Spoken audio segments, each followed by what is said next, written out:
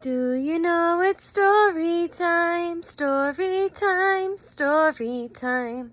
Do you know it's story time in our classroom today? And the title of this informational story is Ants, Bees, and Other Social Insects by Chris Hirschman. And in this informational story, we have two vocabulary words. Our first vocabulary words can be found right in the title of this story, social insects. Can you say those words with me? Social insects. And social insects are insects that live together in colonies, like how bees live together in their group and how ants live together in their group. They are social insects. They live in a group. Our second vocabulary word is cooperate. Can you say that word with me? Cooperate. And cooperate is to work together. When a group of people or a group of insects work together, they are cooperating. Cooperate. Now let's begin our informational story. Ants, bees, and other social insects. Now, since this story has a lot of information in it, Miss Castine is going to read only some parts of this book. And the first part of this book, Chapter 1, is titled Insect Society. So insects that form colonies or groups are called social insects. There's our vocabulary word. There are 4 types of social insects: ants, termites, wasps, and bees. All ants and termites are social. Most wasps and bees are solitary. They like to be alone. Some insect colonies are huge. So here is a picture of termites. And here is a picture of ants. Social bees and wasps form smaller colonies. The biggest groups of honeybees have about 80,000 insects. Most wasp colonies have just a few hundred members. So wasps and bees have smaller colonies than termites and ants. Each insect in a colony has a special job. So here's a black ant and their queen. The most important job belongs to the queen. The queen does nothing but lay eggs. So she just stays in their home and lays eggs. This termite queen's abdomen is swollen with eggs. The other insects in a colony are called workers. They are much smaller than queens. Some workers bring food to the queen and take care of her eggs until their eggs hatch. Other workers take care of the newly hatched insects, which are called larvae. Workers also repair the nest. The rest of the workers guard the colony or go out each day to look for food. So here are red worker ants tending to the baby ants, the larvae. And here is a bee gathering pollen for food. Most bee and termite colonies have just one queen. A healthy queen makes a chemical that spreads through the colony. This chemical tells the workers to stop new queens from hatching. So here's a queen bee in a hive.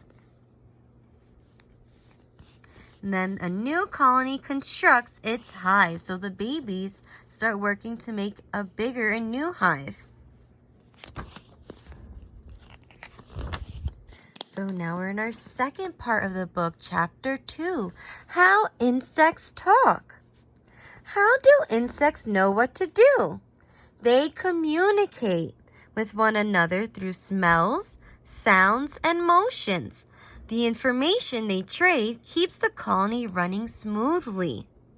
The insect's antennae are covered with tiny hairs. that sense motion and odors and smells. All social insects use smells and sound to help them communicate. So here are ants following a trail. So I'm sure they are smelling something good to eat.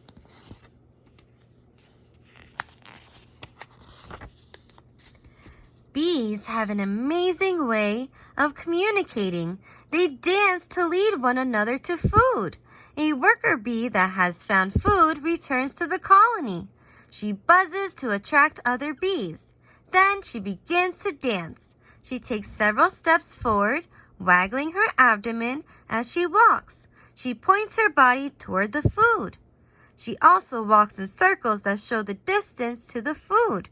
She repeats this over and over again. So bees communicate to lead one another to pollen for food so they can eat.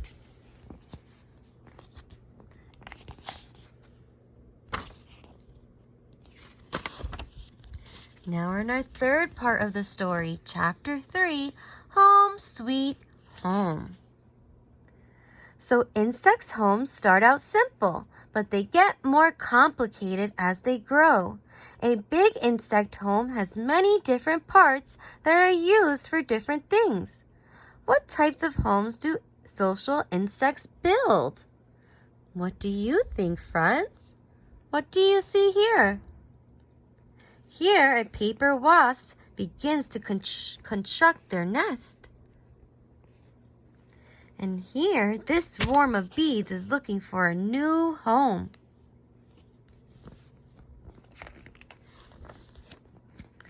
Some types of termites build large rock-hard mounds. Termite mounds can be more than 20 feet high. They are made of soil bits. The termites use their sticky spit to glue the bits together. A termite mound acts like an air conditioner. Heat escapes from the top of the mound. Holes in the mound sides let cool air come in. Most termites that build mounds live in hot areas, such as the deserts. So this cooling system is very important. There are many rooms and passages inside a termite mound. Look at all these tunnels. So air enters the mound through holes and falls as it cools inside.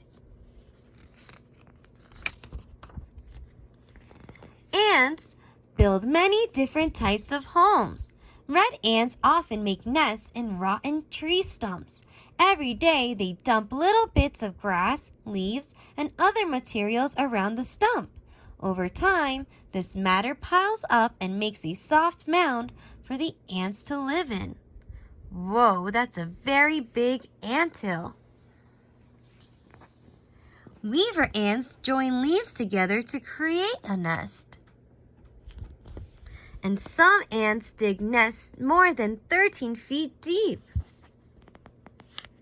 That's as tall as a giraffe. Bees and wasps are also skilled builders. The hard outer wall of a beehive is made from tree sap mixed with other matter. Honeycombs hang inside the hive. Bees build the honeycombs with wax that they scrape from their bodies. Bees and wasp cells are hexagonal. They're six-sided. A nest or hive may hold thousands of cells. So this is where they store their honey in a hexagon shape. Now we're in our fourth part of the story, working together. Finding food and defending the colony are two of the most important group activities. Thousands of insects help with these tasks, with these jobs. So here's a picture of termites helping each other. And here, bees carry pollen on their back legs. A single bee cannot carry much pollen, but a group of bees can gather lots of food. Social insects have many ways to find the food they need. Termites also work together to eat large objects. Wood is the termite's favorite meal. A big termite colony can eat a dead tree within days. Sometimes termites also eat the wooden parts of people's houses. So here's a picture of army ants. And here are termites eating wood. A termite colony can do a lot of damage to a house. Other insects cooperate to grow food. So there's our second vocabulary word, cooperate, to work together. Leafcutter ants, for example, plant a special fungus inside their nests.